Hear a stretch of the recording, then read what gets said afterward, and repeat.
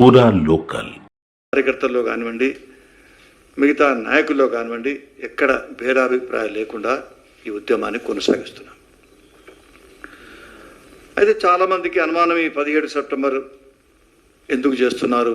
ఇంతకుముందు భాస్కర్ గారి ఒక చిన్న ఉదాహరణ చెప్పినట్టుగా, ఈనాడు మనం త్రివర్ణ పతాకం ఎగురేస్తున్నప్పుడు అసలు స్వాతంత్రం మనకు రానప్పటి నుంచి అసలు అప్పుడు పుట్టనటువంటి వాళ్ళందరూ కూడా పాల్గొంటున్నారు. ఇప్పుడు మీరందరూ అసలు అప్పుడు పుట్టలేదు, మీరు పాల్గొనడానికి హక్కు లేదంటే అసలు జనవందనమే కాదు ఈ భారతదేశంలో. తరాలు మారుతుంటాయి. గత చరిత్ర, గత తరం ఇచ్చినటువంటి విషయాన్ని మనం ముందుకు తీసుకుని పోవాలి. కానీ 17 సెప్టెంబర్కు సంబంధించి ఇప్పుడున్నటువంటి కుహనా లౌకిక వాదం కానివ్వండి,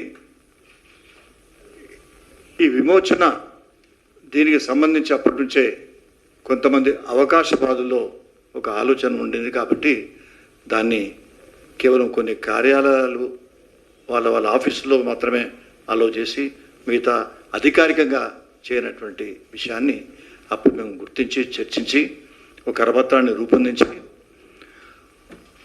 98 నాడు 1998 17 సెప్టెంబర్కు 50 సంవత్సరాలు నిండుతుంది.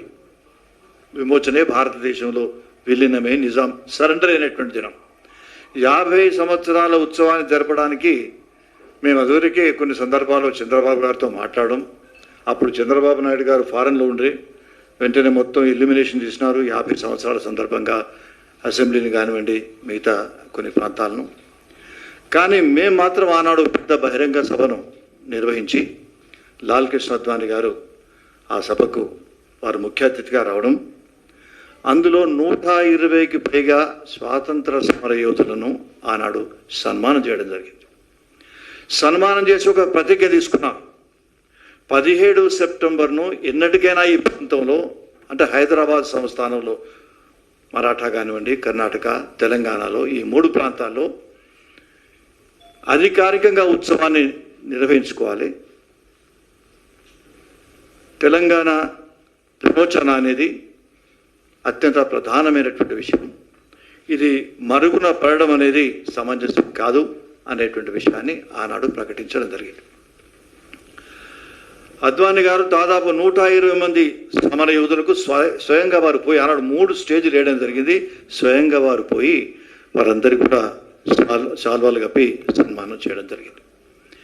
ఒకవేళ ఆనాడు ఆ కార్యక్రమం జరుగుతున్నట్టయితే చనిపోయినటువంటి పెద్దలు వందే మాతరం రామచంద్రరావు గారు కానివ్వండి, నిజాం మీద బాంబు వేసినటువంటి పవార్ కానివ్వండి, ఇంకెంతో మంది వారికి మళ్ళీ అవకాశమే కలిగేది కాదు. అసలు ఇప్పుడు అందరూ గతించుకున్నారు.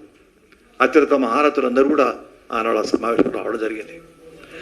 ఆనాడు డిమాండ్ ప్రధానమైంది. ప్రభుత్వం మొదలు ఈ 17 సెప్టెంబర్ను విమోచన దినంగా